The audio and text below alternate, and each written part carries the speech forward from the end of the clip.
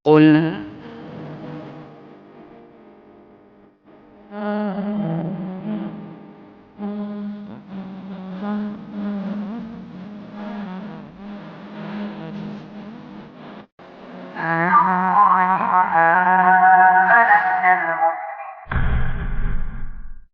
Bismillahirrahmanirrahim. Assalamualaikum warahmatullahi wabarakatuh. Alhamdulillahi rabbil alamin. Hamdan katsiran thayyiban mubarakan fi kama yuhibbu rabbuna wa yarda. Wa asyhadu an la ilaha illallah wahdahu la syarikalah wa asyhadu anna Muhammadan abduhu wa rasuluh. Allahumma shalli ala nabiyyina Muhammad wa ala alihi wa man tabi'ahum bi ihsan ila yaumiddin. Allahumma inna nas'aluka ilman nafi'a wa rizqan thayyiba wa amalan mutaqabbala. Puji syukur kita panjatkan pada Allah. Salawat dan salam semoga tercurah pada junjungan kita Nabi besar Nabi Agung Muhammad sallallahu alaihi wasallam. Baik para jamaah sekalian yang semoga senantiasa dirahmati dan diberkahi oleh Allah, pada kesempatan siang ini kita dimudahkan kembali berada dalam majelis yang mudah-mudahan bawa berkah bagi kita sekalian. Kita kembali membahas masalah akidah yang diambil dari pembahasan kitab Tauhid karya Syekh Muhammad bin Abdul Wahhab. Pada kali ini kita melanjutkan masih seputar masalah sihir. Kali ini pembahasannya sihir dilawan dengan sihir. Sihir dilawan dengan sihir. Setelah pembahasan dukun kemarin, yaitu bab 27 di terjemahan halaman 118. Hukum nusyrah. Ya, hukum nusyrah. Nusyrah ini pembahasannya sihir itu dilawan dengan sihir. Ada yang kena sihir dilawan dengan sihir yang lainnya. Yang jelas sebelumnya kita telah membahas beberapa hal. Yang pertama di bab 24 itu tentang hukum sihir. Kesimpulannya dari bab 24 ini, pelaku sihir dan yang mempelajari sihir atau di dalamnya ada meminta tolong pada jin dihukumi kafir. Dan nanti ada hukuman had tersendiri untuk pelaku sihir tadi. Haddus sahir darbatun bisayf.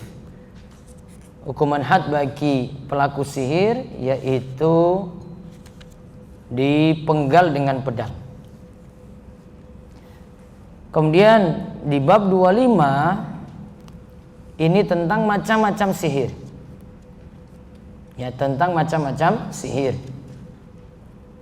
Ada di situ ada namanya iyafah, tarq, tiarah.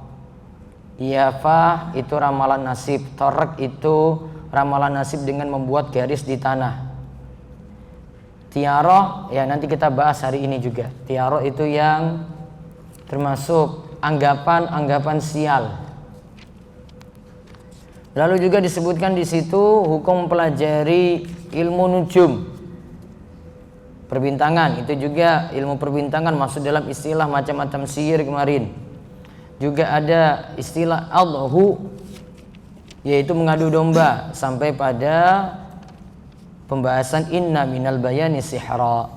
Sesungguhnya di antara untaian kata yang indah itu ada yang bisa berpengaruh seperti sihir. Lalu bab 26 hukum mendatangi tukang sihir. Hukum mendatangi dukun dan sejenisnya. Kesimpulannya hukum mendatangi dukun atau tukang ramal ada 3. Ya. Yang pertama cuma sekadar tanya untuk membuktikan kesesatan dukun atau tukang ramal. Kalau orang ini punya ilmu, maka hukumnya boleh, tidak masalah untuk mengungkap kesesatannya. Kemudian kalau yang kedua, dia mendatangi tukang ramal untuk bertanya sekaligus membenarkan dan meyakini tukang ramal atau dukun tadi mengetahui perkara gaib,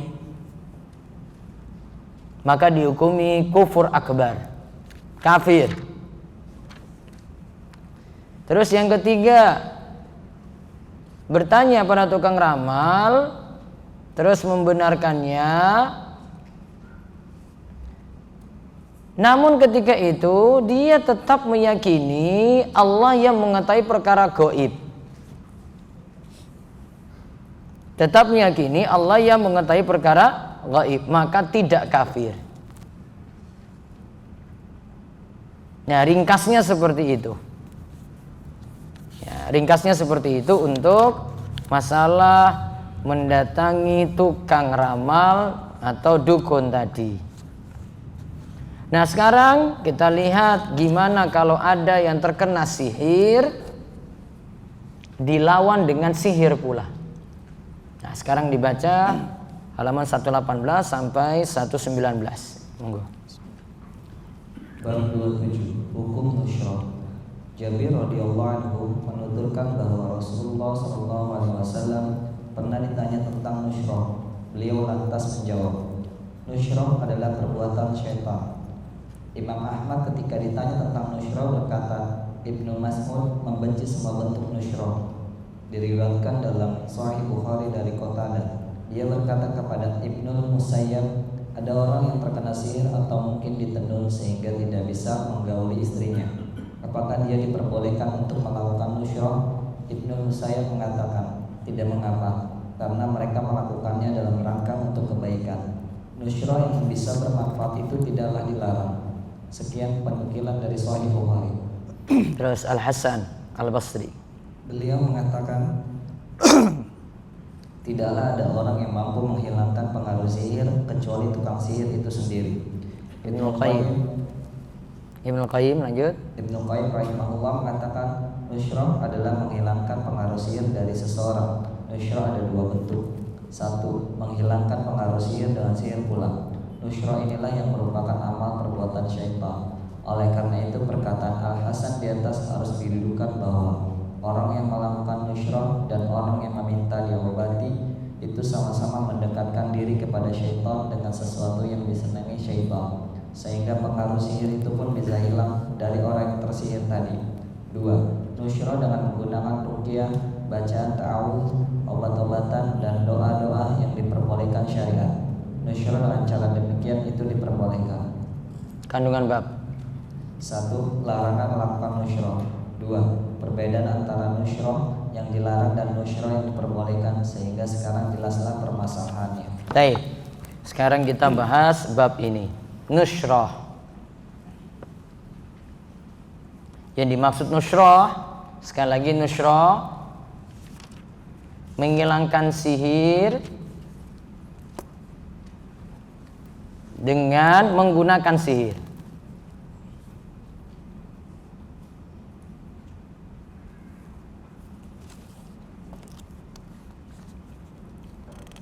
Ya, sihir dilawan dengan menggunakan sihir. Sekarang kita lihat ada dua macam nusyra yang tadi disinggung terakhir oleh Imam Ibnul Qayyim. Nusyra itu ada dua bentuk. Yang pertama,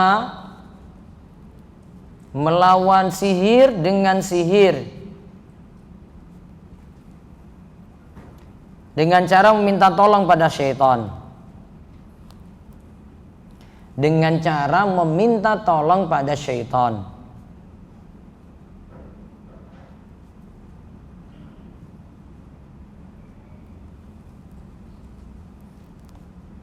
Nah, hukumnya sama seperti kita melakukan sihir pula berarti. Kalau sihir dilawan dengan sihir berarti sama juga kita melakukan sihir. Sama seperti hukum sihir berarti. Kalau di situ ada minta tolong pada syaitan, maka jadi masalah. Maka untuk cara yang pertama ini, sihir dilawan dengan sihir tidak boleh. Nanti saya akan jelaskan ini mudorotnya terakhir. Terus cara yang kedua, sihir diatasi dengan ruqyah syar'iyyah atau dengan doa atau dengan obat-obat yang mubah. Ya. Sihir diatasi dengan ruqyah, dengan ruqyah syar'iyyah, ya, dengan doa-doa. Ada beberapa doa yang bentuknya itu ruqyah, ya, dan juga dengan obat-obat yang mubah.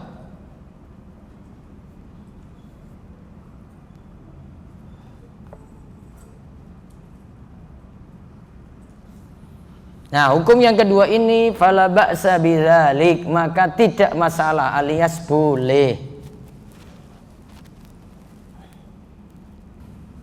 Contoh, sini saya sebutkan riwayat dari Wahab bin Munabbih rahimahullah. Dia pernah mengambil 7 daun hijau dari sidr, yaitu dari pohon bidara. Berarti daun bidara dia ambil. Kemudian dia baca, ya, dia baca di situ ayat kursi dan 3 surat yang pakai kul. Apa berarti? Qul huwallahu ahad, al-ikhlas, ya, qul a'udzu birabbil falaq, al-falaq, terus qul a'udzu birabbin nas, an-nas. Kemudian dia bawa tadi ambil apa tadi? 7 daun bidara yang hijau, ya. Terus dia letakkan tadi daun bidara tadi di antara 2 kamar. Wa tudha'u fi ma'in, dan dia taruh itu di air. Kemudian dia siramkan itu. Berarti sudah dia baca kan? Sudah dia baca tadi, ya. Kemudian ada di situ airnya yang dia barangkali tadi daun bidara tadi direndam di situ, terus dibaca tadi, ya. Terus dipakai untuk mandi. Ini orang yang terkena sihir disuruh seperti itu. Di sini dikatakan wa anna hadza nafi fimman yu'akhadhu ani imra'atihi. Di sini dia dapat manfaat, ternyata istrinya itu ketika itu kena sihir, akhirnya sembuh. Ini namanya bentuk atau kiat-kiat ruqyah. Gini bapak-bapak, ibu-ibu sekalian, kalau ruqyah itu Nabi SAW membolehkan dengan cara apapun. Misalnya ini baca ayatnya itu di air, terus diminum. Yang jelas Nabi SAW membolehkan ruqyah selama malam yakun fiha syirkan, selama dalamnya itu tidak ada kesyirikan. Minta tolong jin nggak ada, amalan yang aneh-aneh nggak ada gitu. Selama masih pakai media-media kayak gini masih boleh. Maka kadang kita lihat beberapa trik ruqyah itu, ya, caranya macam-macam. Mungkin ada dari pengalaman macam-macam seperti itu dia lakukan kayak tadi. Nah, ini yang tadi disebut ngatasi sihir dengan ruqyah syar'iyyah, ada dengan doa-doa atau dengan obat tadi. Nah, di antara sini bisa pakai daun apa tadi? Bidara. Apa yang dibaca tadi oleh Wahab bin Munabbih? Apa? 3 surat tadi, ya. Ini disebut surat Mu'awwidzat, ya. Al-Ikhlas, Al-Falaq, dan An-Nas.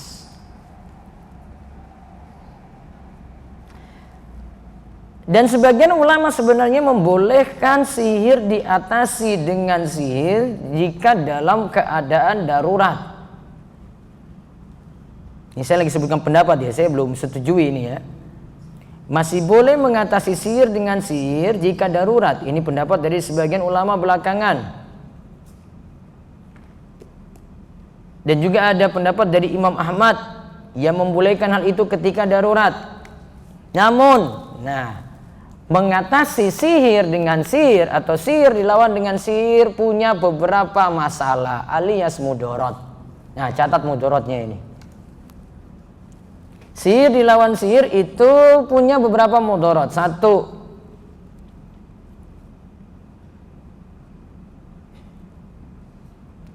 karena menerjang sihir berarti agamanya rusak.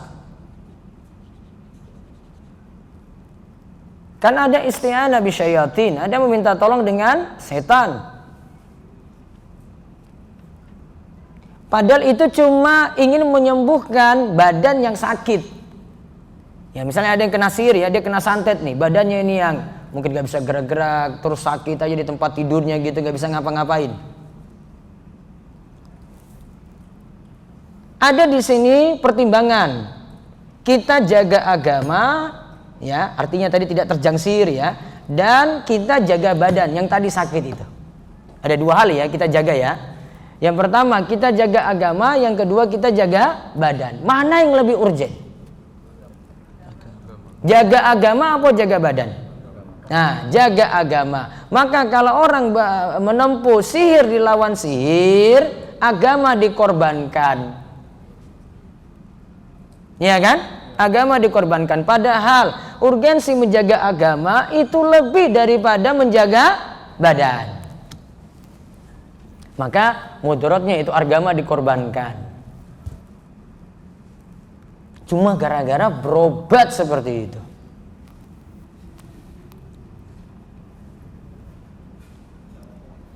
Ini kalau dia sudah tempuh kayak gini, akhirnya terjadi tadi ya, sudah dia sihir lawan sihir nih, sembuh ternyata, sihirnya hilang. Apa yang terjadi selanjutnya? Selanjutnya dia akan balik lagi. Siapa tahu untuk urusan yang lainnya lagi dukun ini ampuh sekali ya. Mudaratnya ada lagi kan? Selain itu korbankan agamanya, ketagihan lagi. Ternyata dukun ini luar biasa. Datang lagi itu.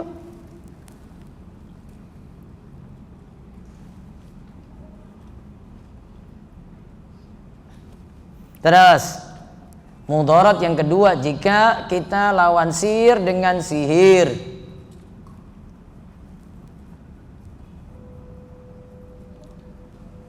Yang kedua, kondisinya itu bukan darurat. Dan kalau itu kondisi darurat, harus dipastikan penyakitnya bisa sembuh jika sihir dilawan sihir. Harus bisa dipastikan. Sekarang, kalau tadi orang nempuh tadi ya, sihir lawan sihir, apa bisa dipastikan tadi? Sihir yang baru datang, terus penyakitnya tadi, misalnya ini jadi jatuh sakit, bisa nggak terangkat? Bisa atau tidak? Belum tentu. Siapa tahu yang datang sihir yang baru itu lebih lemah dibandingkan yang sihir yang ada saat ini. Lemah lawan yang kuat, nggak bisa. Harus dia cari lagi lawan yang lebih kuat. Maka kalau dikatakan darurat itu bukan darurat.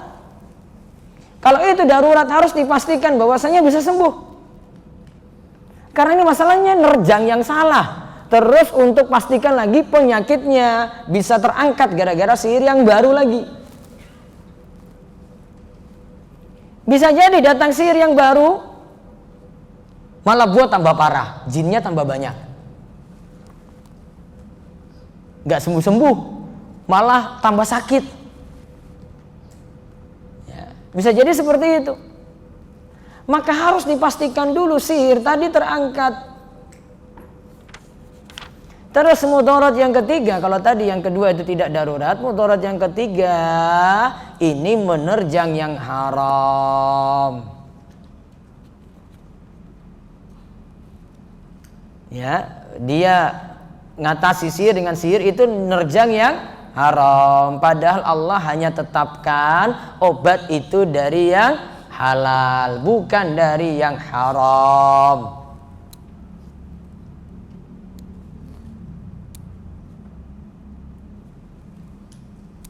Mudarat yang keempat lagi, kalau orang datangi dukun atau tukang sihir lagi, lawan sihir dengan sihir, berarti dia sama saja mendiamkan kemungkaran tukang sihir. Dia diamkan, yang penting sembuh nih. Saya nggak mau peduli pokoknya dukunnya itu benar apa salah, pokoknya saya pingin ini ada keluarganya. Keluarganya itu pingin disembuhkan nih dengan cara sihir lagi. Dia diamkan.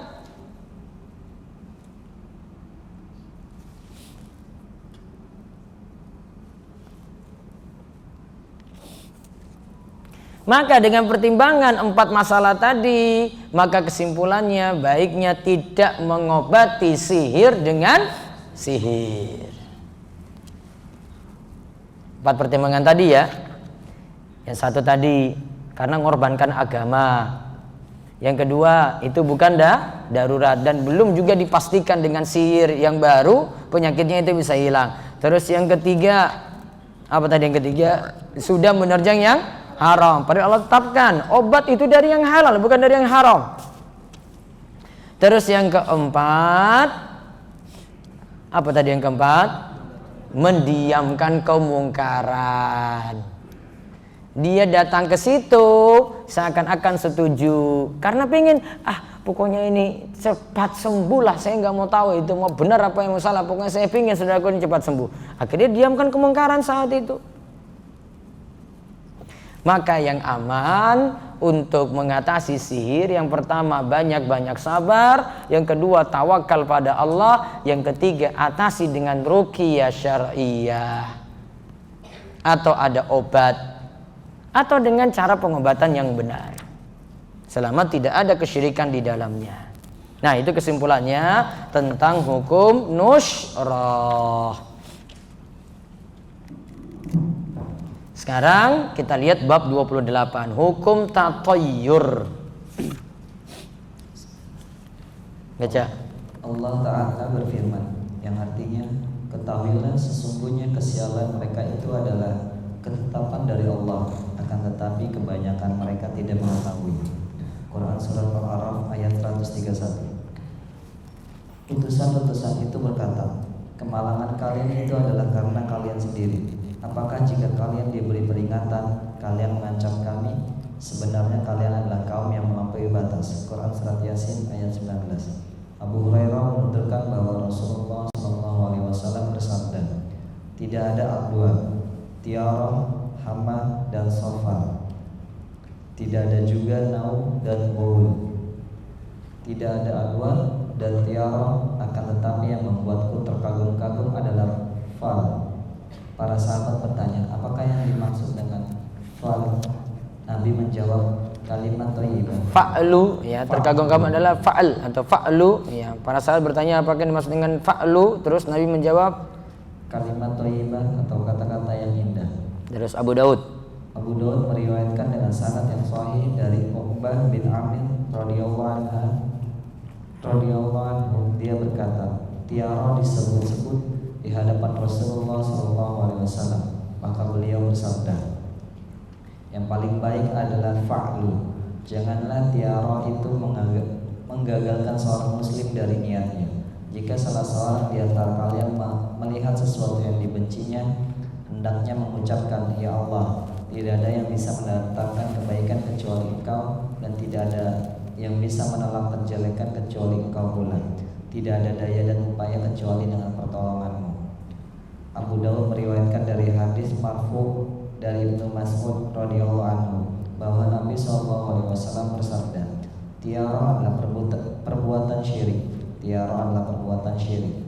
Ibnu Mas'ud menambahkan, tiada seorang pun di antara kita melainkan di dalam hatinya telah terkena pengaruh tiara. Akan tetapi Allah telah menghilangkan pengaruh itu dengan menumbuhkan rasa tawakal kepadanya. Ahmad meriwayatkan hadis dari Ibnu Amr radhiyallahu anhu. Barang siapa yang mengurungkan niatnya karena tiara, maka dia telah berbuat syirik.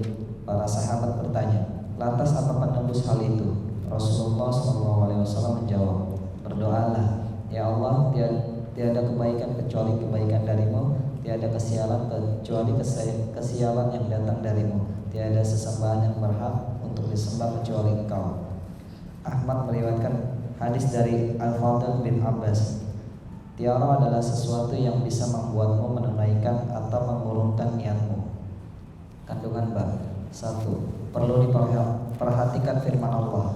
Ketahuilah sesungguhnya kesialan mereka itu adalah ketetapan dari Allah, dan firman Allah, kemalangan kalian itu karena kalian sendiri. 2. Pernyataan bahwa tidak ada adwa. 3. Pernyataan tidak ada tiara.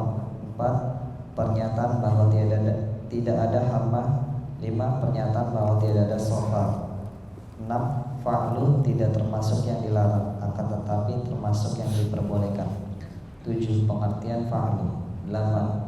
Jika dalam hati seseorang timbul tiarah akan tetapi sebenarnya dia tidak menginginkannya, maka hukumnya tidaklah mengapa. Bahkan Allah akan menghilangkan hal itu dengan tawakal kepadanya.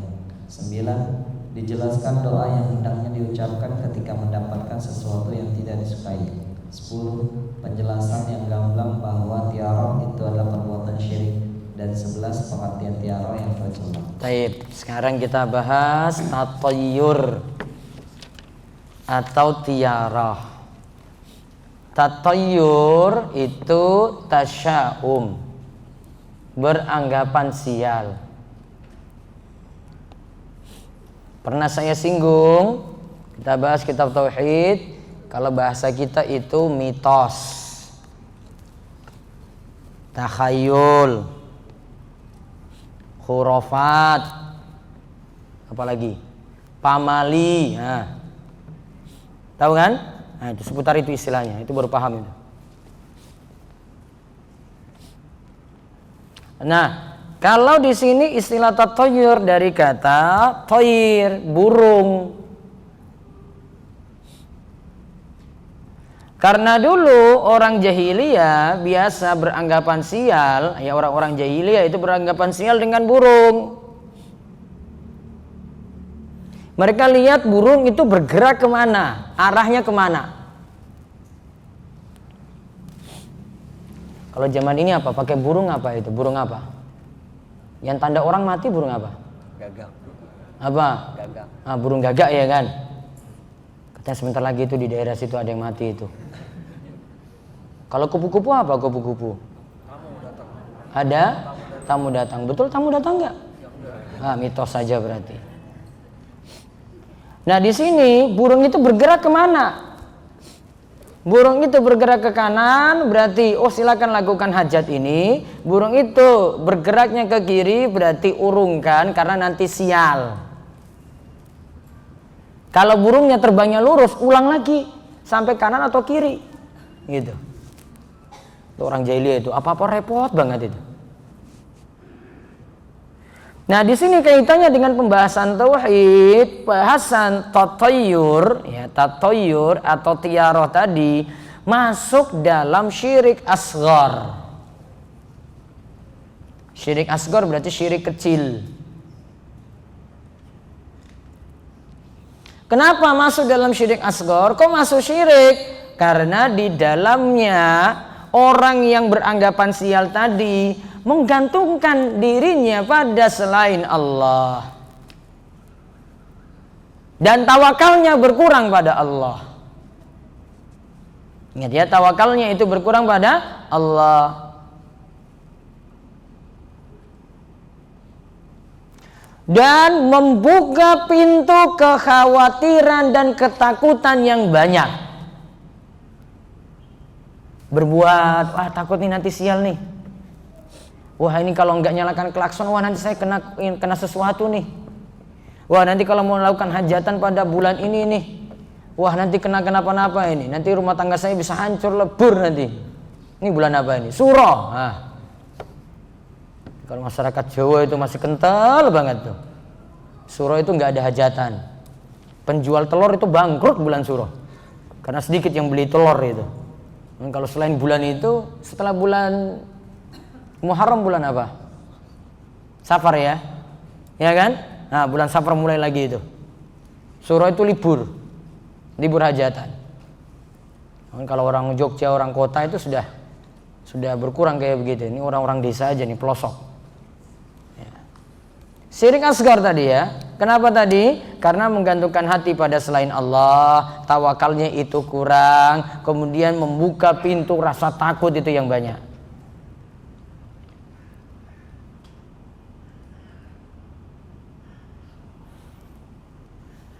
Nah kalau dulu orang itu beranggapan sial dengan para nabi. Ya ini sial kami, ini musibah kami ini gara-gara nabi ini datang. Coba kalau nggak ada dia nggak akan mungkin dapat musibah seperti ini. Nah contoh di sini lihat Al-A'raf 131 tadi. Ala innama ta'iruhum indallah walakinna aktsarahum la ya'lamun. Ketahuilah sungguhnya kesialan mereka itu adalah ketetapan dari Allah, akan tapi kebanyakan mereka tidak mengetahui. Ayat ini membicarakan kesialan mereka itu sandarkan pada para nabi. Juga surat Yasin ayat 19, qalu ta'irukum ma'akum in dzukirtum bal antum qaumum musrifun. Ayat sebelumnya apa? Inna tatayyarna bikum la illam tantahu lanarjumannakum wa la yamassannakum minna adzabun alim. Lalu dibalas di sini, qalu ta'irukum ma'akum in dzukirtum. Nah, ayat sebelumnya bilang gitu, kesialan ini gara-gara ini pendakwah ini datang ke tempat kami. Nah, dibalas ini, sebenarnya kalian itu sial, itu karena kesalahan kalian sendiri. Apakah jika kalian diberi peringatan, kalian mengancam kami, sebenarnya kalian adalah kaum yang melampaui batas. Lagi mereka sandarkan kesialan ini, apa-apa sial itu sandarkan pada pendakwah yang datang. Dan sebelumnya itu diutus kepada mereka untuk mendakwah. Ini ayat ini membicarakan nih.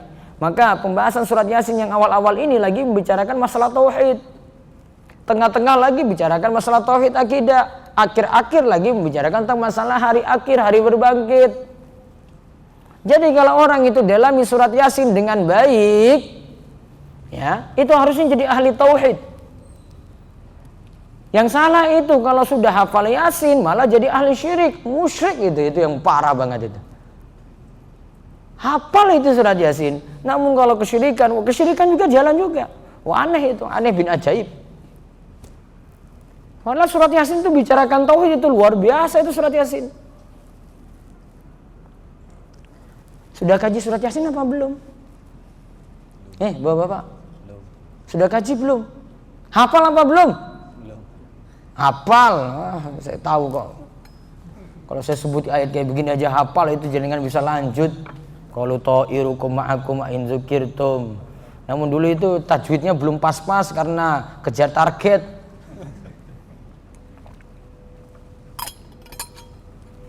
Ini lagi bicarakan tauhid, ini contohnya ini. Nah, ini lagi menyandarkan sial pada siapa? Nabi. Jadi sial itu datang, musibah datang itu gara-gara Nabi datang ke tengah-tengah kami itu. Dua ayat ini. Terus lihat dalil ketiga, hadis. La adwa wala tiyarata wala hama wala safar. Tidak ada adwa. Dan saya terangkan adwa ya. Adwa lihat catatan kaki 134. Penularan penyakit dari penderitanya kepada orang yang sehat dengan sendirinya tanpa takdir dari Allah. Jadi penyakitnya jalan sendiri, itu Allah tidak takdirkan. Nah, itu maksudnya. Wala tiyara, tidak ada anggapan sial, berarti tidak boleh beranggapan sial. Wala hama, tidak ada burung hantu yang membawa nasib sial. Wala safar, dan tidak boleh anggap bulan Safar itu bulan sial. Nah, dulu kalau orang dulu jahiliyah nganggapnya bulan sial bulan Safar, bulan Safar. Kalau orang saat ini bulan apa? Suro tadi. Kalau masa silam itu bulan Safar. Nah, Safar itu nggak boleh lakukan hajatan. Nah, maka dikonter oleh Nabi, diserang oleh Nabi. Nabi bantah itu. Tidak boleh punya keyakinan bulan Safar itu adalah bulan sial. Nah, tadi ada pertama apa? Tidak ada penyakit yang menular dengan sendirinya. Nah, berarti di sini tentang masalah penyakit menular, keyakinan kita bagaimana? Yang pertama, penyakit menular itu tidak boleh diyakini penyakit itu datang sendiri tanpa ada takdir Allah. Itu pertama ya. Ini maksudnya kalimat ini tadi ya. Tidak boleh punya keyakinan penyakit itu datang sendiri, menular ke orang yang sehat tanpa ada takdir Allah. Nggak boleh punya keyakinan kayak gitu. Penyakit ini berpindah kepada orang yang sehat, menular pada yang lainnya tetap dengan takdir. Allah tahu itu. Ini pemahamannya di sini yang pertama. Terus kedua, boleh nggak kita yakini ada penyakit menular? Boleh atau tidak? Boleh. Berarti ditulis penyakit menular itu ada, namun dengan takdir Allah.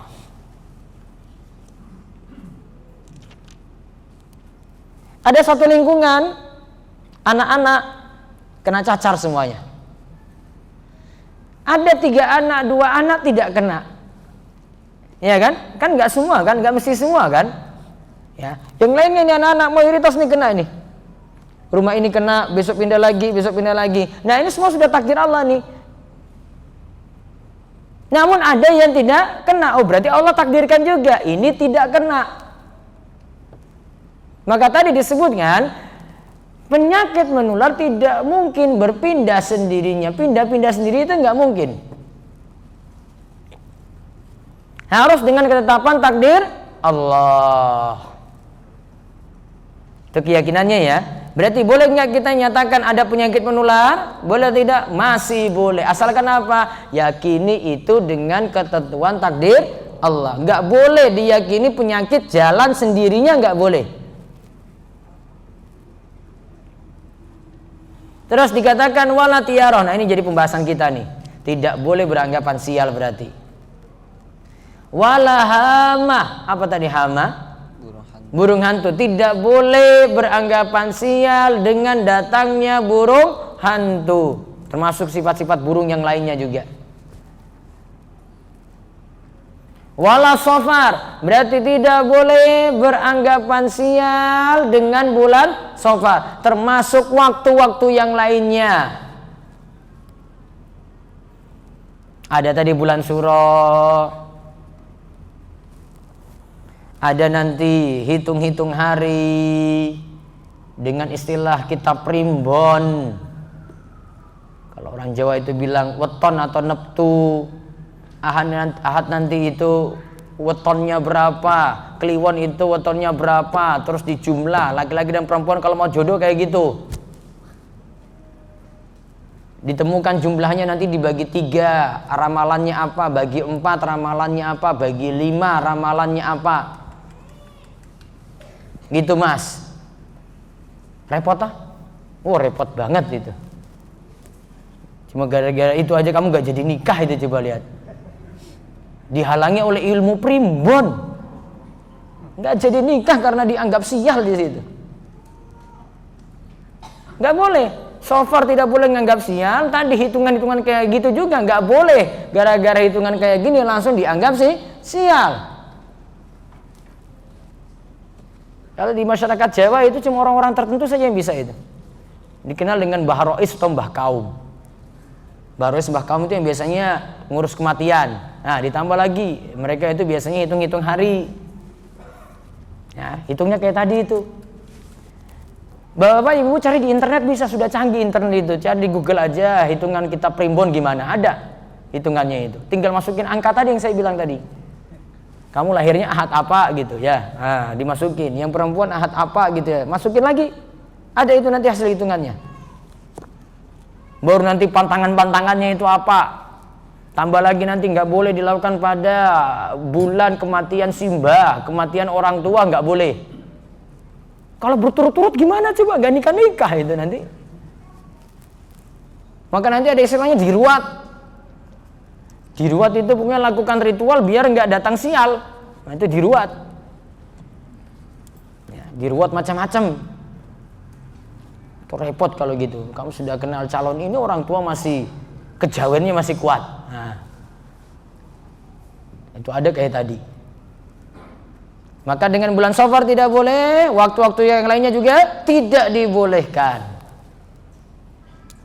Nganggap sial seperti ini dengan bulan itu juga kurangi tawakal. Itu masuk tiara, tatayur. Di bawahnya ada wala nau'a wala ghula. Nau'a itu nanti kita bahas. Wala nau'a, tidak boleh menyandarkan turunnya hujan itu karena bintang-bintang. Di bab berikutnya ada.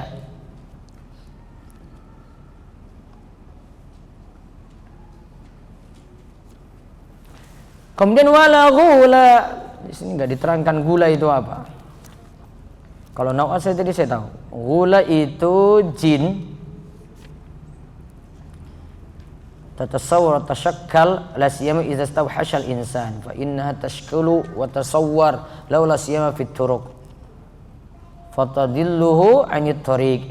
Ghul itu tidak boleh yakini ada jin yang menampakkan bentuk kemudian nakut-nakuti manusia.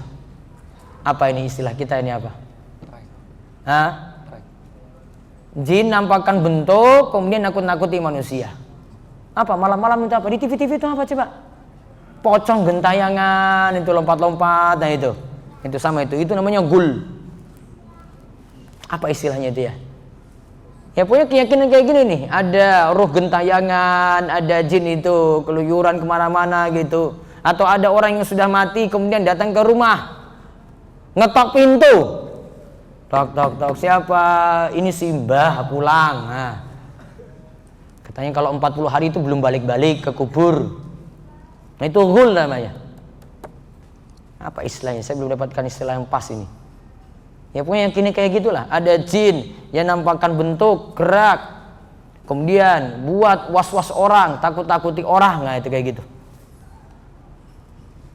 Berarti yang dibuat di TV-TV ya masuk ghul di sini, nakut-nakuti orang. Akhirnya ketika orang nonton kayak gitu, masuk kamar mandi lihat ada kain putih itu tiba-tiba bergerak, terbang gitu. Ya padahal kain hordennya sebenarnya itu.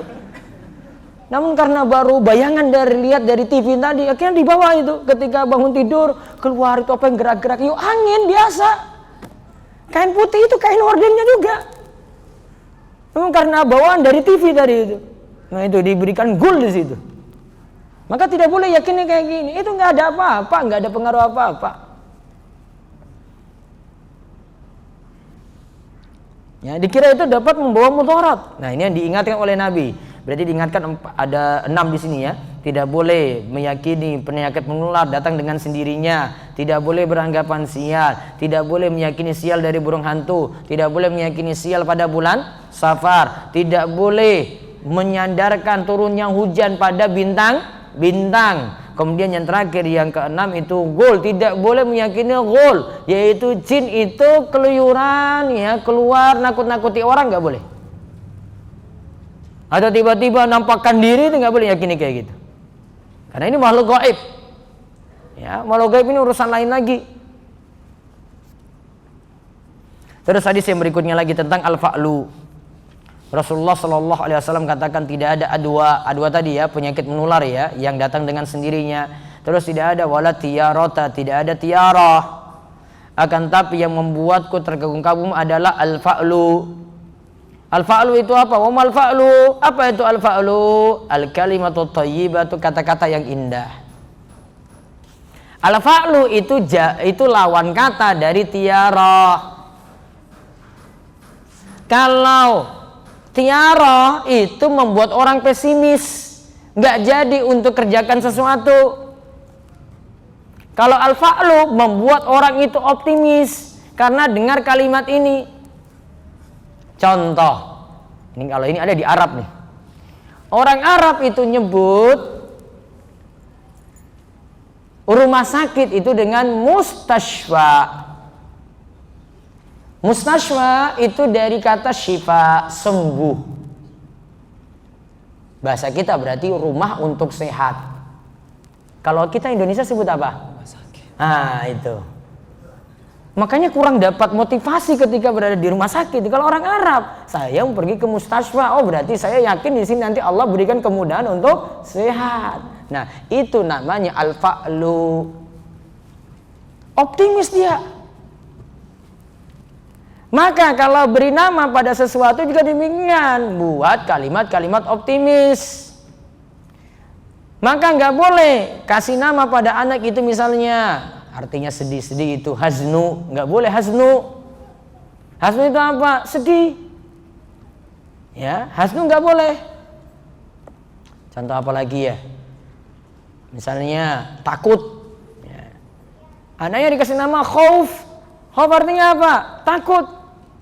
Akhirnya anaknya punya sifat kayak gitu terus. Wah, takut sedikit takut gitu. Nggak boleh.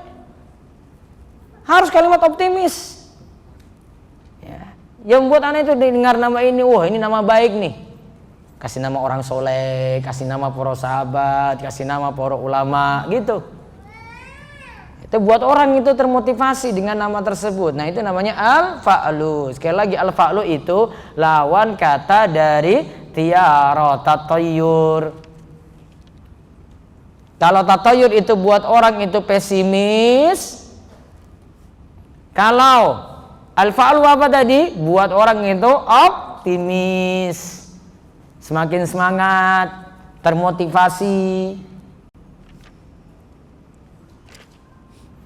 Nah, kemudian di hadis berikutnya Abu Daud, Uqbah bin Amr dia berkata, tiara disebut-sebut di hadapan Rasul sallallahu alaihi wasallam. Maka beliau katakan, ahsanu al-fa'lu. Yang paling bagus itu apa? Al-fa'lu.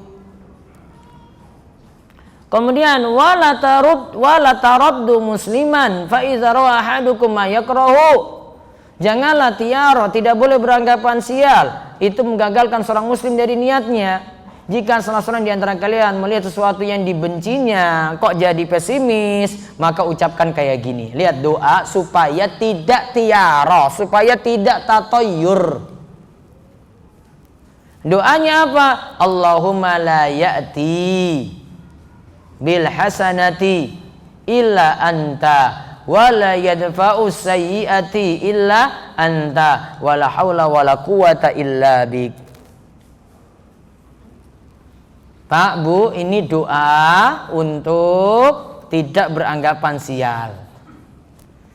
Supaya tadi takhayul khurafat kita nggak kena. Kita lakukan hajat, lakukan saja, nggak terpengaruh dengan sial-sial tadi. Doanya tadi ya, Allahumma la ya'ti bil hasanati illa anta wa la yadfa'u sayyi'ati illa anta wa la haula wa la quwata illa bik. Supaya tidak beranggapan sial. Tadi artinya, ya Allah, tidak ada yang bisa mendatangkan kebaikan kecuali Engkau, karena Allah yang datangkan kebaikan. Dan tidak ada yang bisa menolak kejelekan kecuali Engkau pula. Tidak ada daya dan upaya kecuali dengan pertolonganmu. Terus hadis yang berikutnya menjelaskan kalau tiara tatayyur itu syirik. Takhayul khurafat tadi itu syirik. Nabi katakan, Nabi SAW bersabda, at-tiyaratu syirkun, at-tiyaratu syirkun. Tiara adalah perbuatan syirik. Tiara adalah perbuatan syirik. Lalu Ibnu Mas'ud menambahkan, tiada seorang pun di antara kita melainkan di dalam hatinya telah terkena pengaruh tiara. Kita walaupun ngaji pun bisa terkena anggapan sial. Oh, jangan-jangan nanti saya sial nih ya. Kayaknya ketemu dengan hari ini lagi kok sial terus ya. Nah, itu. Akan tetapi Allah telah menghilangkan pengaruh itu dengan menumbuhkan rasa tawakal kepadanya. Berarti supaya tidak beranggapan sial, supaya tidak tatayyur, perbesar tawakal. Ya, sekali lagi, supaya tidak beranggapan sial, supaya tidak tatayyur, supaya tidak ada anggapan-anggapan takhayul khurafat lagi, maka tawakal penuhlah kepada Allah. Terus yang terakhir hadis dari Ibnu Amr radhiyallahu anhuma, man raddathu tiyara an hajati faqad asyrak. Siapa yang mengurungkan niatnya, kok enggak lakukan hajatan ini dikarenakan tiara nganggap sial, maka dia telah berbuat syirik. Maka para sahabat bertanya, lantas apa penebusnya kalau orang sudah beranggapan sial? Maka di sini dikatakan, Allahumma la khaira illa khairuk wa la tayra illa tayruk wa la ilaha ghairuk. Allahumma la khaira illa khairuk wa la tayra illa tayruk wa la ilaha ghairuk.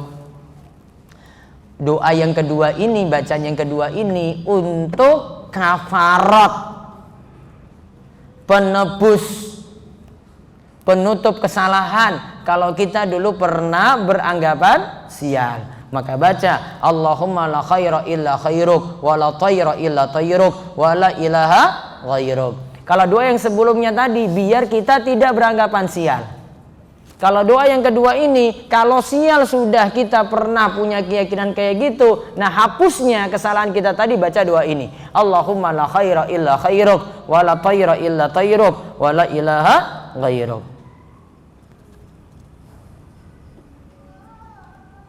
Terus hadis yang terakhir sebutkan innamat tiyaratu ma amdaka aw raddaka. Tiaro adalah sesuatu yang bisa membuatmu menunaikan atau mengurungkan niatmu.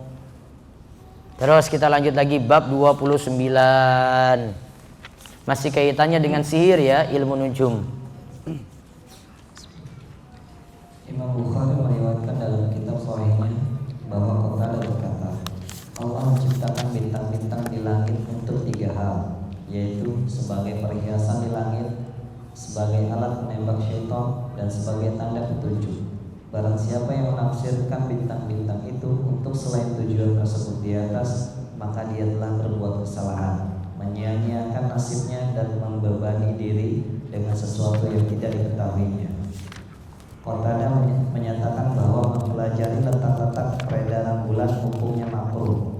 Ibnu Uyainah tidak memperbolehkan hal itu sama sekali. Hal meriwayatkan pernyataan di atas dari mereka berdua. Akan tetapi Imam Ahmad dan Ishaq memperbolehkan mempelajari letak-letak peredaran bulan.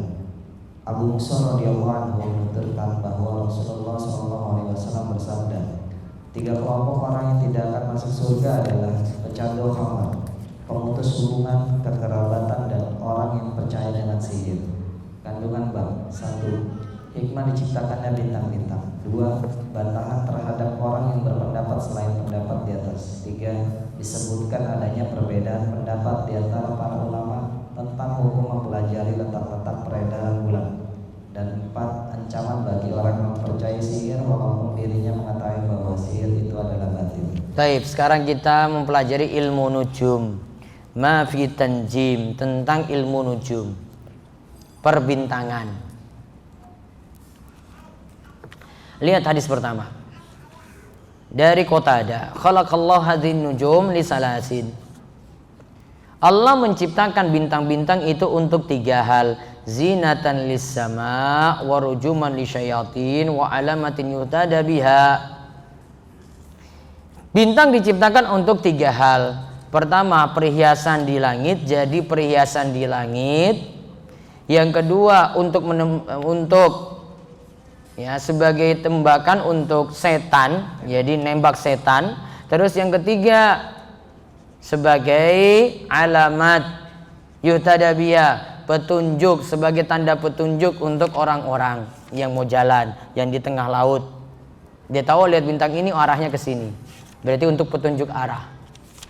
Ulang ya, 3 ya, perhiasan di langit untuk menembak setan. Kemudian yang ketiga untuk tanda petunjuk. Nah, siapa yang menafsirkan bintang-bintang itu selain tujuan tadi, berarti selain 3 tujuan tadi, maka dia telah berbuat kesalahan. Dia menyia-nyiakan nasibnya dan membebani diri dengan sesuatu yang tidak diketahuinya. Nah, kemudian Qatadah menyatakan bahwa mempelajari letak-letak perbedaan bulan hukumnya itu makruh. Ibnu Uyainah tidak memperbolehkan hal itu sama sekali. Ya, akan tapi Imam Ahmad bin Ishaq memperbolehkan mempelajari letak-letak peredaran bulan. Nah, sedangkan hadis yang terakhir itu tentang bahasan musaddiqu bisihri, orang yang percaya dengan sihir. Berarti yang percaya juga dengan ilmu perbintangan. Nah, sekarang rinciannya ilmu perbintangan itu ada 3.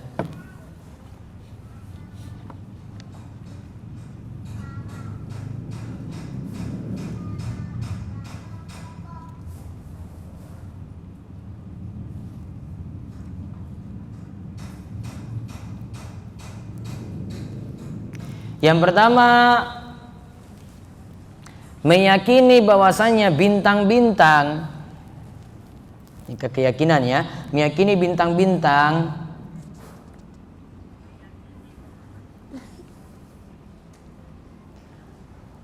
yang berbuat bintang-bintang yang berbuat sehingga terjadi beberapa peristiwa di muka bumi. Jadi ingat ya, bukan Allah yang berbuat, namun apa? Bintang-bintang yang berbuat.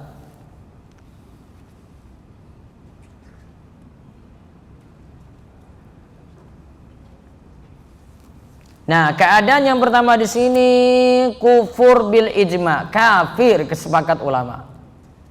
Karena nganggap bintang itu yang berbuat, bukan Allah.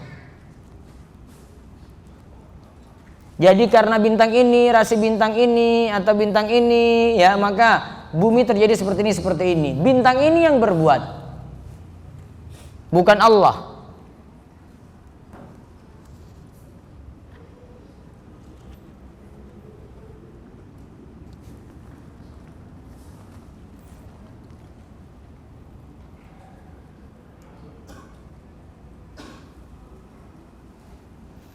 Kemudian ilmu nujum yang kedua, ini dinamakan dengan, ini istilah para ulama itu ilmu ta'thir, yaitu ilmu ta'thir.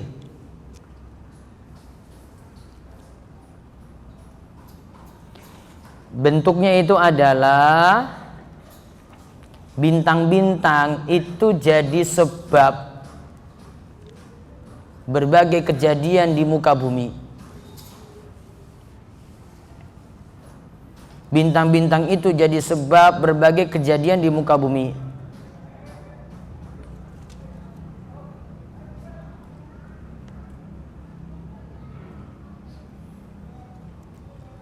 Ini seperti apa ini? Zodiak. Seperti zodiak karena bulan ini nanti bintangnya apa? Ya, zodiaknya apa? Maka kejadiannya kayak gini. Nasibnya kayak gini. Itu namanya ilmu ta'thir. Yang jelas mempercayai hal ini sama dengan mempercayai dukun atau tukang ramal. Mempercayai seperti ini seperti mempercayai apa? Dukun atau tukang ramal. Berarti kalau dia baca di majalah sama seperti dia datangi dukun atau tukang ramal. Kalau dulu orang itu datang ke tukang ramal bawa sesuatu, sekarang tukang ramalnya dibawa masuk dalam rumah, bentuknya majalah. Tadi zodiak tadi itu. Makanya hukumnya sama seperti kita baca ramalan. Terus keyakinan yang ketiga, ya ilmu yang ketiga,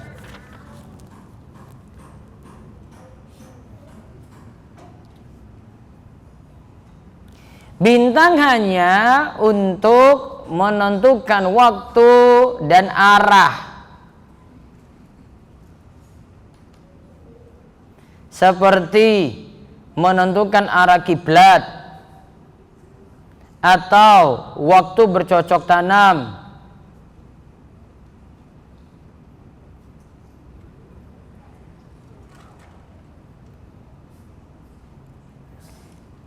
Nah, seperti ini tidaklah masalah. Ya, seperti ini tidaklah masalah. Adanya bintang ini sebab-sebabnya ilmiah. Oh, bulan ini cocok ini untuk bintang ini muncul, oh cocok ini untuk bercocok tanam. Bintang ini muncul lagi, oh ini nanti tanda arah gitu. Bisa juga di sini kata beliau ya, pensyarah katakan, nah ini nanti untuk tanda di mana arah kiblat. Nah, seperti itu juga tidak masalah.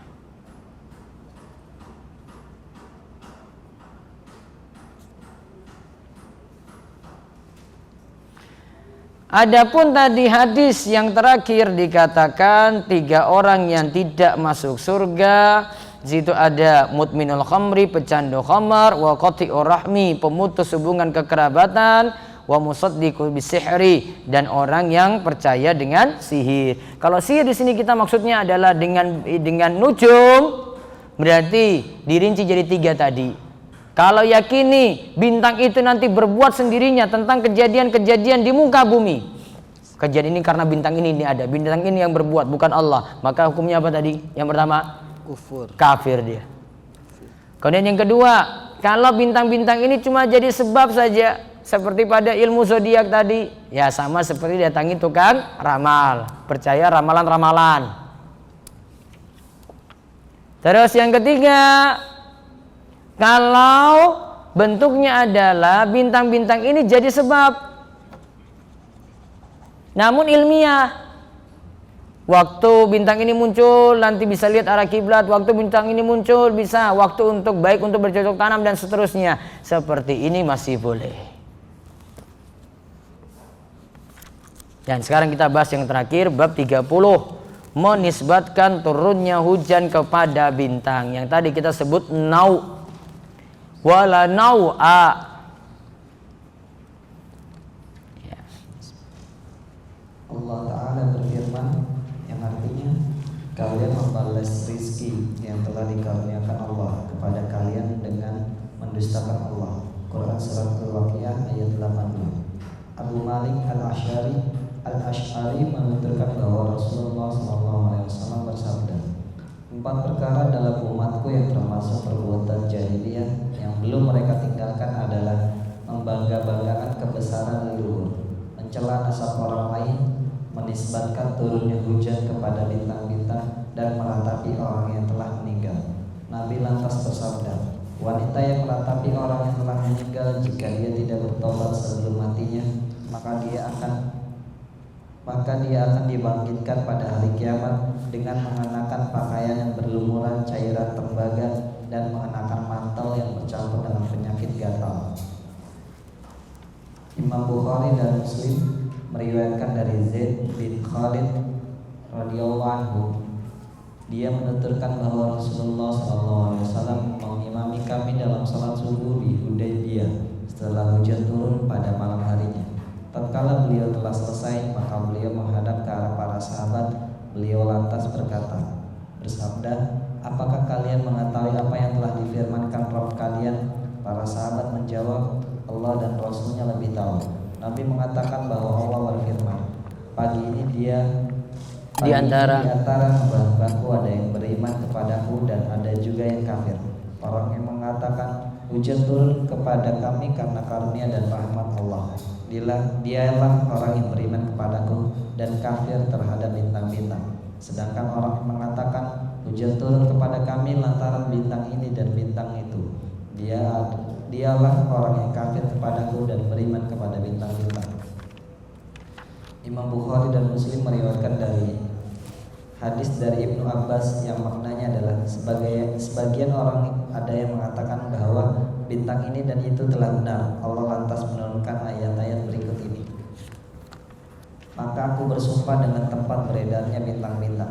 Sesungguhnya sumpah itu adalah sumpah yang besar kalau kalian mengetahuinya.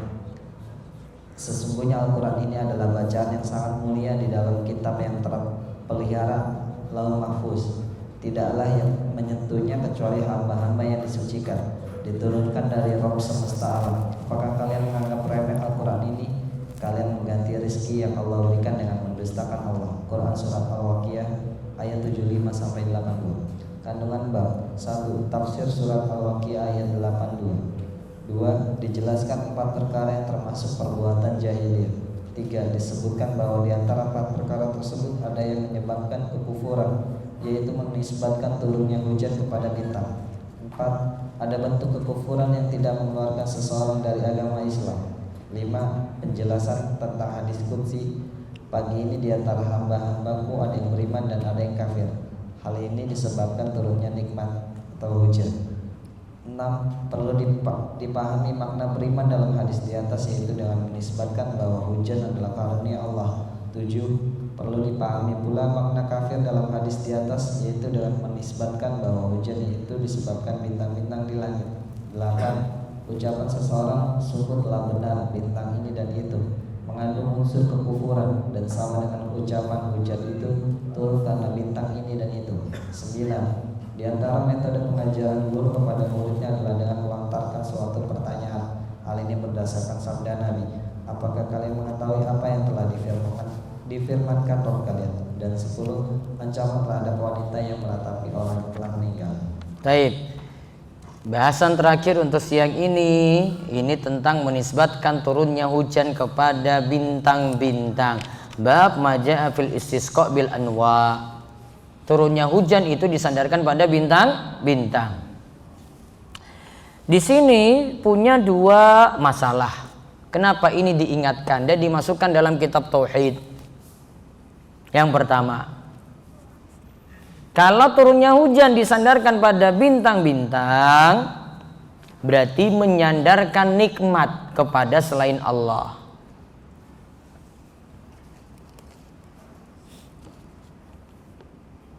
Dan ini termasuk bentuk syirik dalam ucapan.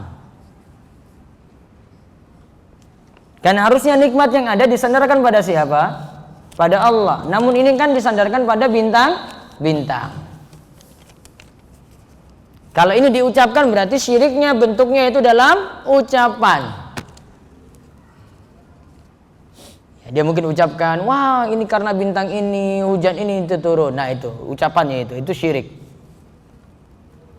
Yang kedua, masalahnya lagi karena menyandarkan turunnya hujan pada bintang-bintang adalah kita telah menjadikan sebab yang bukan sebab. Kan hujan belum tentu karena bintang tadi kan? Ilmiahnya belum tentu ada di situ.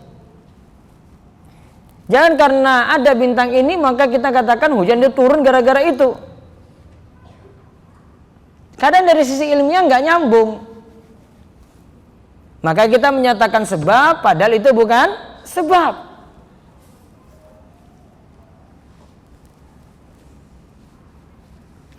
Contoh di sini pada masalah pengobatan. Beberapa pengobatan alternatif itu bermasalah dikarenakan menyatakan sesuatu jadi sebab padahal bukan sebab. Dan dia tergantung pada pengobatan itu. Contoh misalnya, dulu ada pengobatan cuma pakai batu saja, ada yang bisa sembuh. Batu apa dulu itu? Nah, batu ponari. Ilmiahnya apa Pak Bu? Apa ilmiahnya? Ilmiahnya ada. Sudah diteliti di UI, sudah diteliti di UGM gitu, ada. Masuk di fakultas kedokteran, diteliti ulang itu batu ini ajaibnya bagaimana, khasiatnya gimana, ada. Enggak ada. Sesuatu bukan sebab dinyatakan sebagai sebab. Enggak benar itu. Sama dengan bintang tadi, harus diteliti dulu dong. Ilmiahnya mana? Maka diantara bentuk syirik itu kadang nggak masuk dalam logika kita, itu nggak masuk, nggak logis. Nah, kita lihat di sini pendalilan dari Syekh Muhammad bin Abdul Wahab ya tentang masalah dilarangnya tadi menisbatkan, menyandarkan hujan itu turun pada bintang-bintang. Beliau bawakan Al-Waqiah ayat 82. Wa taj'aluna rizqakum annakum tukadzibun. Kalian membalas rizki tadi. Rizki telah Allah beri, malah kalian dustakan. Di antara bentuk mendustakan rizki gimana? Nyatakan rizki tadi itu disandarkan pada selain Allah. Di antara bentuk rizki adalah hujan. Iya kan? Di antara bentuk rizki itu apa? Hujan. Hujan kok nggak sandarkan pada Allah? Kok nggak bilang Allah itu yang turunkan hujan? Namun bilang itu bintang. Sama saja kamu dustakan Allah berarti. Jika menyatakan kayak gini berarti mendustakan Allah. Itu pendalilannya. Terus hadis yang berikutnya ada 4 perkara jahiliyah. 1. Al-fakhru bil ahsab. Berbangga dengan leluhur. 2. Wal istisqa'u bin nujum. Meminta atau menyandarkan turunnya hujan itu dengan bintang-bintang karena sebab bintang-bintang. Nah, ini pembahasan kita tadi. Itu masuk perkara jahiliyah. Berarti orang-orang jahiliyah kayak gitu. 3. Wan niyahatu 'alal mayyit, yaitu meratapi mayit. Itu sudah berapa itu tadi? Oh, sebenarnya sudah 4 ya. Tadi ulang. Tadi berbangga dengan leluhur. Kemudian yang kedua wata'nu fil ansab, mencela nasab orang lain. Yang ketiga menyandarkan turunnya hujan itu kepada bintang. Yang keempat niyaha. Niyaha itu apa? Meratapi mayit, sedih berlebihan. Meratapinya pakai suaranya keras-keras, tanda tidak sabar, tidak terima pada takdir, namanya niyaha. Di sini ancaman niyaha di sini disebutkan an-naihatu idza lam tatub. Orang yang meratapi yang meninggal dunia, jika dia tidak bertobat sebelum matinya, qabla mautiha tuqamu yaumal qiyamah, maka akan bangkit pada hari kiamat, wa alayhi sirbalun min qatiran wa dir'un min jarabin, maka nanti akan dipakaikan pakaian berlumuran cairan tembaga dan akan mengenakan mantel yang bercampur dengan penyakit gatal, campur dengan kudis nanti pakaiannya. Ancaman untuk apa tadi? Orang yang niyaha, bentuknya menampar-nampar pipi, nyobek-nyobek baju. Ya, ada pisau diiris-iris itu tangannya. Itu persis kayak orang Syiah itu kalau di hari Karbala itu kayak gitu. Itu niyaha semuanya itu. Niyaha yang dilakukan oleh orang Syiah itu. Kayak gini ancamannya. Salah satu sifat jahiliyah apa tadi? Menyandarkan turunnya hujan itu karena bintang. Terus Imam Bukhari dan Muslim meriwayatkan dari Zaid bin Khalid. Di situ disebutkan ini tentang para sahabat itu.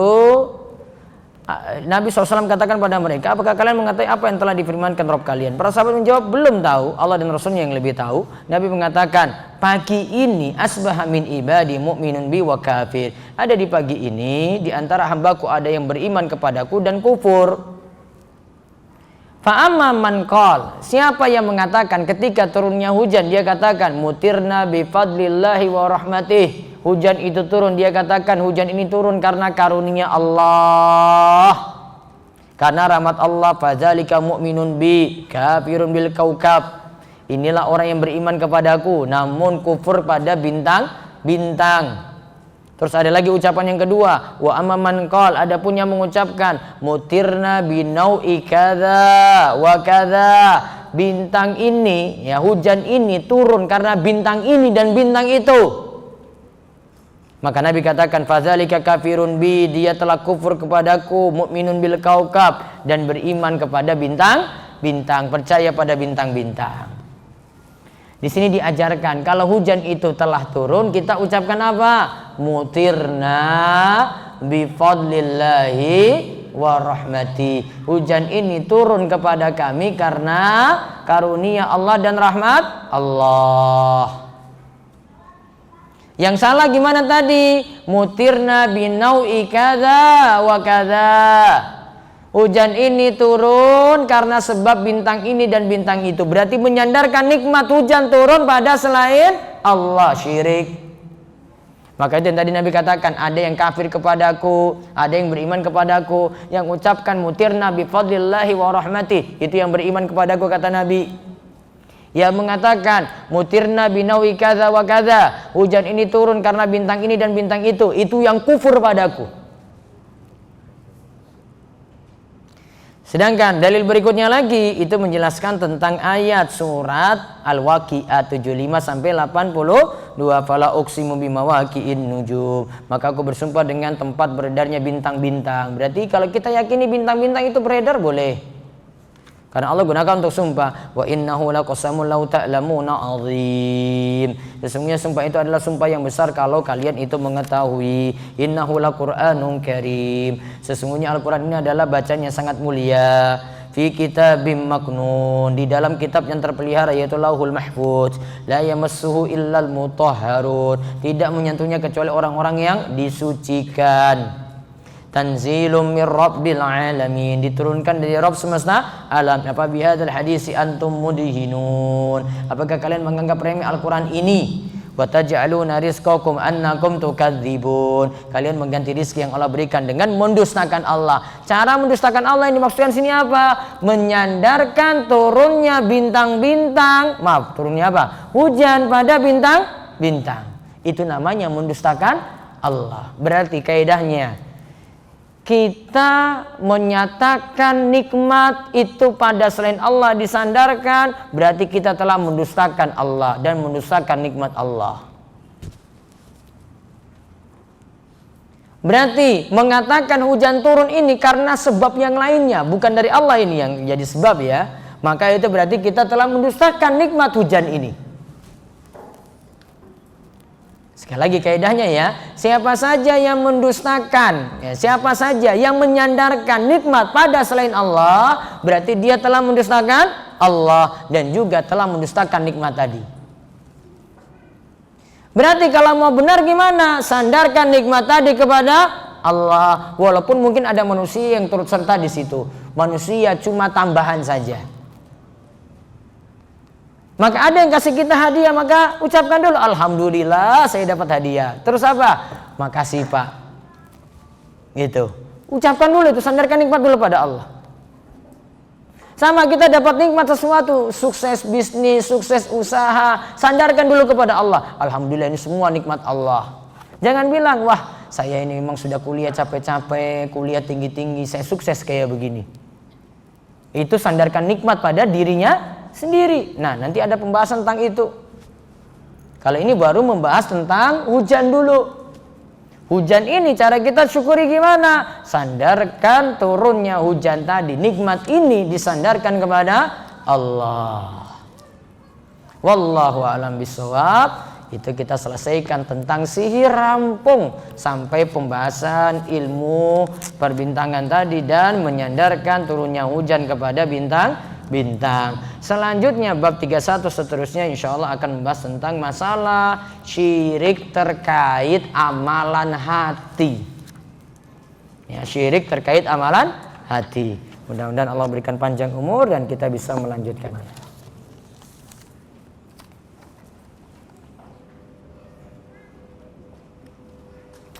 Bagaimana kita tahu seseorang itu sudah kena sihir?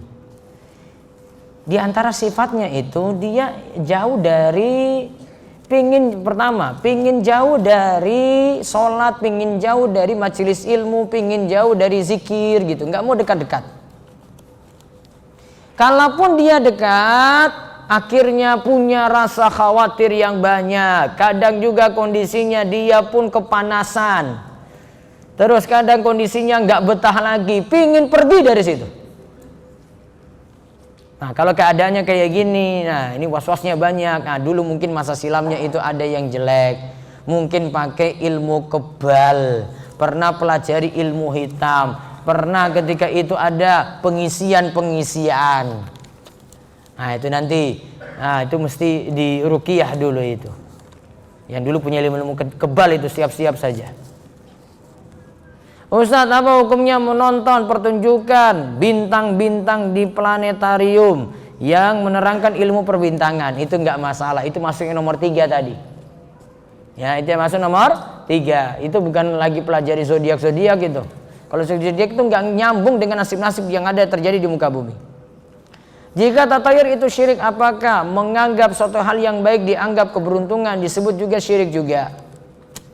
Cuma dia menyatakan sesuatu yang bukan sebab saja. Sebagian ulama ini nyatakan itu masuk syirik dan itu salah gitu. Nggak boleh nyatakan sesuatu yang bukan sebab itu jadikan sebab, nggak boleh.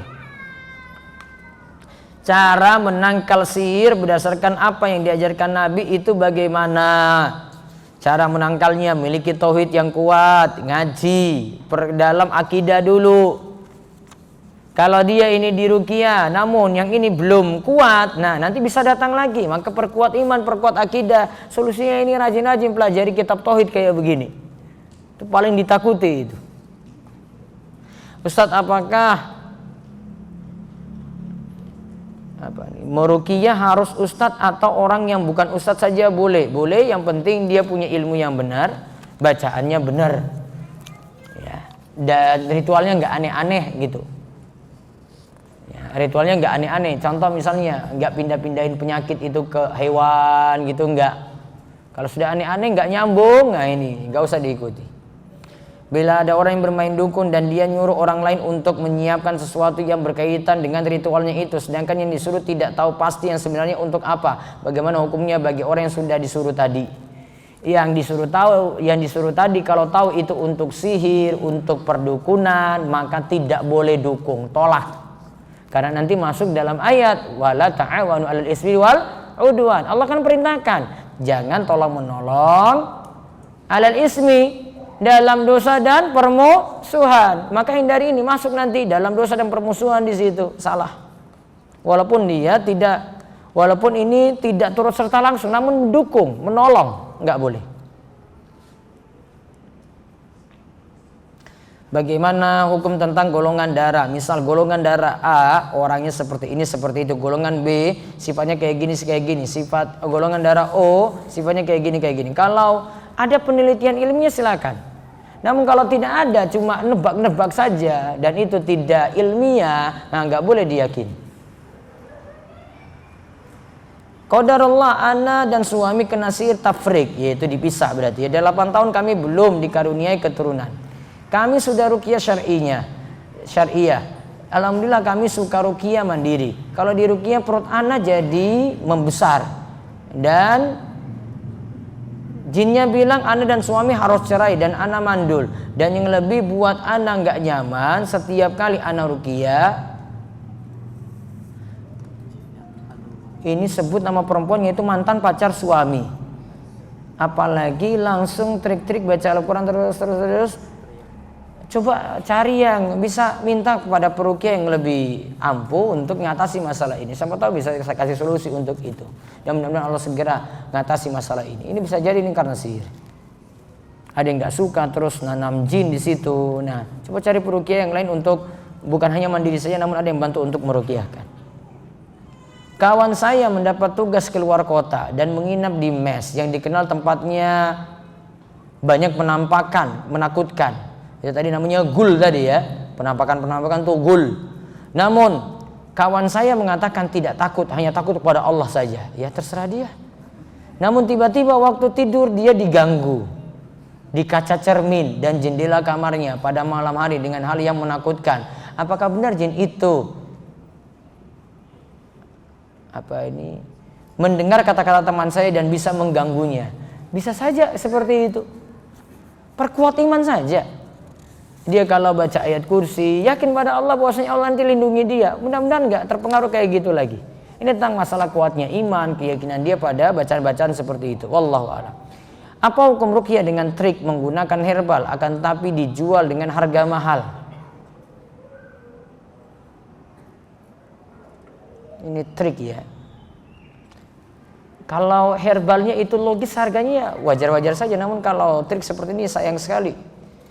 Karena ruqyah nanti di situ ada bacaan-bacaan Al-Quran, baiknya tidak pakai untuk dibisniskan itu, karena Al-Quran itu tidak boleh untuk jual beli itu. Orang karena baca ini nanti dibayar sekian itu nggak boleh. Apa hukum bacakan ayat-ayat ruqyah ke air biasa yang dicampur dengan air zam-zam? Kalau orang secara hukum masih boleh, selama itu tidak ada kesyirikan tidak masalah. Dulu dia punya simbah melakukan kejawen, membakar kemenyan dan bunga di bawah kolong tempat tidur setiap malam Jumat. Sekarang simbahnya dia ini sudah meninggal dunia. Bagaimana ana mendoakannya? Kalau mau hukumi dia lahiriah dan dia tidak tahu seperti itu, ya sudah hukumi saja seperti lahiriahnya, tetap didoakan. Dan saya sarankan tetap doakan seperti kalau memang dia ngaku Islam. Maka dihukumi secara lahiriah saja. Ya, wallahu a'lam. Jadi kalau mau kirim doa silahkan. Apakah menggunakan gelang-gelang atau rantai batu-batu yang dijual dan meyakini akan sembuh segala penyakit dengan menggunakan gelang tersebut, apakah termasuk syirik? Contoh seperti batu giok dan yang lainnya.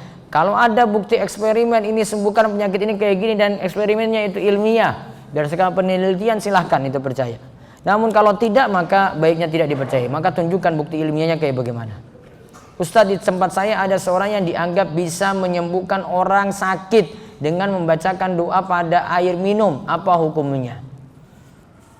Boleh dia yakini seperti ini dengan catatan. Yang pertama, tawakal penuh kepada Allah. Yang kedua, tidak bergantung pada orang ini. Karena kalau dia nyatakan ampunnya itu orang ini, bukan pindah pada orang lain lagi, nah itu masalah, tawakalnya sudah berkurang. Maka saran saya, perbaiki niatnya tadi dan perbaiki tawakalnya. Ustaz, apa dasar kita bisa mengatakan kalimat-kalimat thayyibah? Apakah disandarkan kepada sifat-sifat Allah atau bagaimana?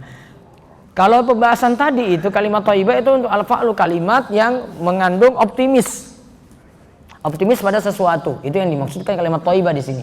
Namun kalimat thayyibah secara umum itu artinya kalimat yang baik. Doa itu masuk kalimat thayyibah, zikir masuk kalimat thayyibah. Seperti tadi pagi yang saya bahas ketika di Masjid As-Sakinah di Kebayoran itu, dan itu dibahas ketika membahas bentuk-bentuk ucapan-ucapan baik. Semua ucapan baik itu masuk kalimat thayyibah. Namun kalau kita bahas al-fa'lu tadi, al-fa'lu itu kalimat thayyibah berarti ucapan-ucapan yang mengandung sifat optimis, membuat kita optimis pada sesuatu. Saya sedang flu sudah 2 hari ini. Tadi malam qadarullah suami saya bersin-bersin dan pilek. Tadi pagi suami saya bilang kita kan soulmate karena terbukti pileknya kok barengan atau flu-nya cepat nularnya. Nah, mengatakan seperti ini boleh, namun semuanya harus diyakini itu takdir Allah, tidak pindah dengan sendirinya. Kalau nyatakan pindah dengan sendirinya itu masalah. Wallahu alam bisawab. Ini yang bisa kita kaji untuk kesempatan ya siang hari ini. Mudah-mudahan manfaat dan Allah terus menambahkan kita ilmu dan memberikan kita taufik untuk terus beramal saleh. Wallahu alam bisawab. Demikian, mungkin manfaat dan kita akan ketemu lagi di kesempatan berikutnya insyaallah. Kita cukupkan dan kita tutup dengan doa kafaratul majlis. Subhanakallahumma wa bihamdika asyhadu an la ilaha illa anta astaghfiruka wa atubu ilaik. Assalamualaikum warahmatullahi wabarakatuh.